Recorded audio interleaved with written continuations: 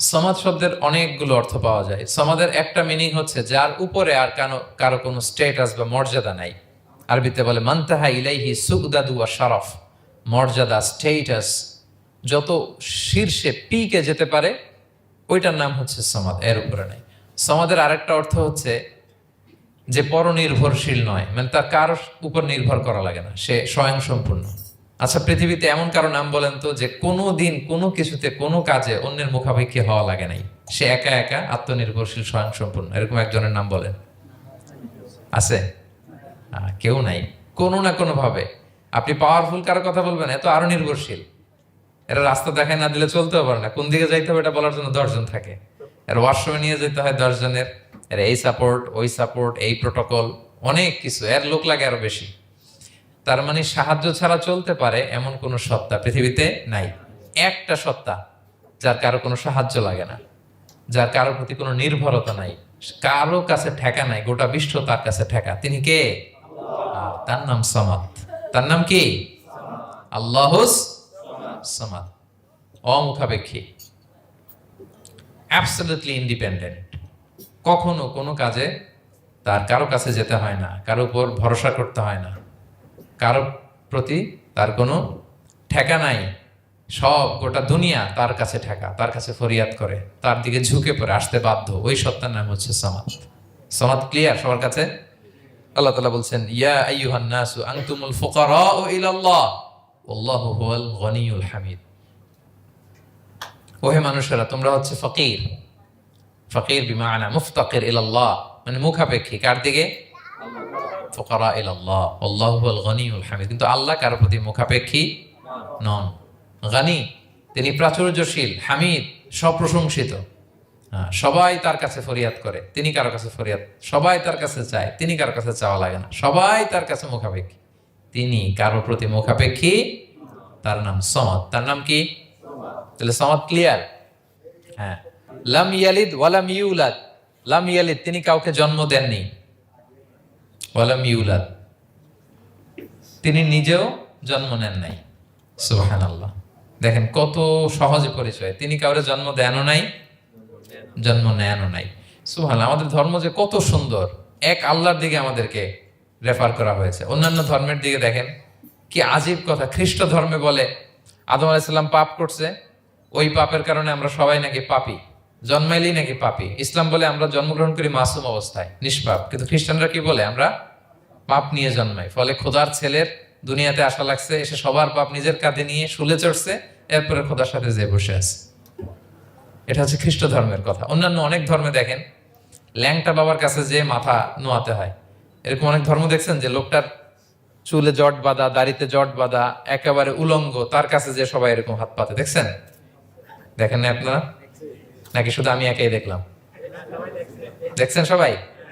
আছে, কিন্তু আমি ধর্মের নাম বলতেছি না, কোনো ধর্মকে ছোট করা যাবে না, কিন্তু এরকম আছে। তো দেখেন কি সমস্ত অদ্ভুত নিয়ম কানুন, আগুন নিয়ে ওইখানে দৌড়াইতে হয়, করতে হয়। কিন্তু আমাদের এক সত্তার কাছে আমরা চাই, কোনো ভায়া লাগে না, মিডিয়েটর লাগে না, মধ্যস্থতাকারী লাগে না। আল্লাহ বলে ডাকার সাথে সাথে তিনি ডাকে সাড়া দেন। লাম ইয়ালিদ ওয়ালাম ইয়াকুল লাহু, জন্ম দেনও নাই, জন্ম নেনও নাই। মুশরিকরা বলতো আল মালাইকাতু বানাতুল্লাহ, তারা বলতো ফেরেশতারা নাকি আল্লাহর মেয়ে। নাউজুবিল্লাহ। ওয়া ক্বালাতিল ইয়াহুদু উযাইরুন ইবনুল্লাহ, ইহুদিরা বলতো উযাইর আলাইহিস সালাম আল্লাহর ছেলে। ওয়া ক্বালাতিন নাসারা আল মাসীহ ইবনুল্লাহ, আর খ্রিস্টানরা বলে ঈসা মাসীহ, ঈসা আলাইহিস সালাম উনি নাকি আল্লাহর ছেলে।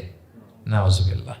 আল্লাহ সবগুলো ভ্রান্ত ধারণার কবর রচনা করেছেন এই আয়াত দিয়ে। লাম ইয়ালিদ ওয়ালাম না না, এগুলো ভুল। ক্লিয়ার কাট শুনে রাখো, কান খাড়া করে জেনে রাখো। লাম ইয়ালিদ ওয়ালাম ইউলাদ, তিনি কাউকে জন্ম দেনও নাই, তিনি কারো কাছ থেকে জন্ম নেনও নাই। ইমাম আবু বকর আল বাকিল্লানি একজন বড়, অনেক বড় একজন দার্শনিক ছিলেন এবং তর্কবাগীশ ছিলেন, ইরাকের। নাম শুনেছেন কেউ? আবু বকর আল বাকিল্লানি। তো উনি কারোর সাথে তর্ক লাগলে উনি খ্রিস্ট ধর্মের কত লোককে যে শাহাদা পড়াইছেন ওনার এই যৌক্তিক আলোচনা দিয়ে, তর্ক দিয়ে। সুবহানাল্লাহ। এক খ্রিস্টান পাদ্রী ওনারে প্রশ্ন করলো, তোমরা মুসলমানরা খুব রেসিস্ট। উনি বললেন কেন? বলছে তোমরা খ্রিস্টান মেয়ে বিয়ে করতে পারো, ইহুদি মেয়ে বিয়ে করতে পারো। মুসলিম কিন্তু ইহুদি মেয়ে খ্রিস্টান মেয়ে শর্ত সাপেক্ষে, কিছু শর্ত আছে, ওই আলোচনা যাচ্ছেন, শর্ত সাপেক্ষে বিয়ে করতে পারে আহলি কিতাব হলে। কিন্তু কোন খ্রিস্টানরা মুসলিম মেয়ে আমাদের মেয়েদেরকে বিয়ে করতে পারবে না, কোন ইহুদি আমাদের মেয়েকে বিয়ে করতে পারবে না। তো বলে তোমরা খুব রেসিস্ট, তোমরা আমাদের মেয়ে না, ওকে তোমাদের মেয়ে আমাদেরকে দাও না। তো তিনি বলেন তোমরা তো ইহুদি, তোমাদের নবী হচ্ছে মুসা আলাইসাল্লাম, ওনাকে তো আমরা মানি, ওনার কথা তো কোরআনে আছে, এজন্য তোমাদের মেয়েকে বিয়ে করতে পারি। আর খ্রিস্টানদের নবী হচ্ছে ঈসা আলাইসাল্লাম, ওনাকেও মানি, ওনার মায়ের নামে বিশাল সূরাই আছে, সূরা মারিয়াম, আর ওনার ব্যাপারে হাজার শত শত আয়াত, তো এই জন্য তোমার খ্রিস্টানদের মেয়ে বিয়ে করতে পারি। তোমরা তো আমাদের নবী মুহাম্মদ সাল্লাল্লাহু আলাইহি ওয়াসাল্লামকে মানো না। মুহাম্মদ সাল্লাল্লাহু আলাইহি ওয়াসাল্লাম যে শেষ নবী, এটা তোমরা মানো, মানার সাথে সাথে মুসলমান হয়ে যাবে, এরপর আমাদের মেয়েকেও তোমরা বিয়ে করতে পারবে।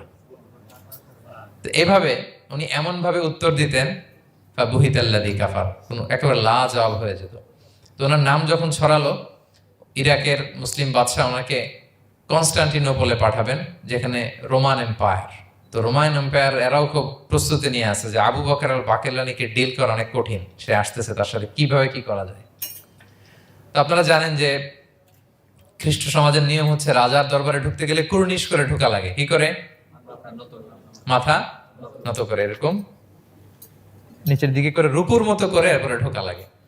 তো এখন তারা প্ল্যান করতেছে যে আবু বকর বাকেলানি তো জীবনে আমার কুর্নিশ করবে না, এটা তো আমার জন্য অপমান হয়ে যাবে, কি করা যায়। তো রাজার এক বড় উজির সে প্ল্যান করলো, একটা কাজ করেন, রাজ দরবারে তাকে যখন ঢোকানো হবে তার জন্য একটা স্পেশাল গেট বানানো হবে, দরজাটা ফুল হবে না, হাফ হবে, অর্ধেক। তো অর্ধেক দরজা দিয়ে যখন সে ঢুকবে, সে তো বাধ্য মাথা নিচু করে ঢুকতে হবে, তাহলে রুকু হয়ে গেল, কুর্নিশ আপনাদের দেওয়া হয়ে গেল। বলে এই তো চমৎকার বুদ্ধি, ঠিক আছে একটা ছোট্ট দরজা বানাও। তো বানাইছে। উনি যখন কনস্টান্টিনোপলে পৌঁছলেন, ওনাকে নিয়ে আসালো রাজদরবার, বলতেছে এটা দিয়ে ঢুকতে হবে আমাদের, সবার ঢুকেন। তো সবাই এরকম মাথা নিচু নিচু করে ঢুকছে। উনি দেখেই বুঝছে এটা তো কৌশল করছে আমার সাথে। তো উনি মাথা নিচু করছেন, কিন্তু এমনি না, উল্টা হয়ে উনি মাথাটা পিছনে দিয়ে, বুঝতে পারছেন, উনি অ্যাবাউট টার্ন হয়ে ঢুকতে তো হবে, পিঠটারে রাজার দিকে দিয়ে, নিতম্বটাকে রাজার দিকে দিয়ে, তারপরে উনি রুকু দিছে, উল্টা রুকু। তো এক হিসেবে কুর্নিশ মানে, বরং আরো রাজাকে কি হয়েছে, ইনসাল্ট করা হয়েছে। রাজা তো রেগে মেগে আগুন, সবাই রাজা বলতেছে জানতাম ও এরকম কিছু একটা করবে। মানে এমন ভাবে উনি বুদ্ধি বের করে ওনার সাথে আর পারা যায়। কেন ওনার কথা আনলাম এই জন্য, সেখানে যেও উনি পুরো রাজ দরবারকে তাক লাগিয়ে দিলেন এইভাবে। উনি দেখেন যে কনস্টান্টিনোপলের রোমান এম্পায়ারের পাশে পোপ বসা, পোপ চেনেন তো, মানে তৎকালীন খ্রিস্টান সবচেয়ে বড় পাদ্রী। তিনি যে বলতেছে কাইফা হালুক ইয়া কাহানাতুল মা'বাদ ও কাইফাল আহল ও কাইফাল আওলাদ, যে বলতেছে আরে সম্মানিত পোপ আপনি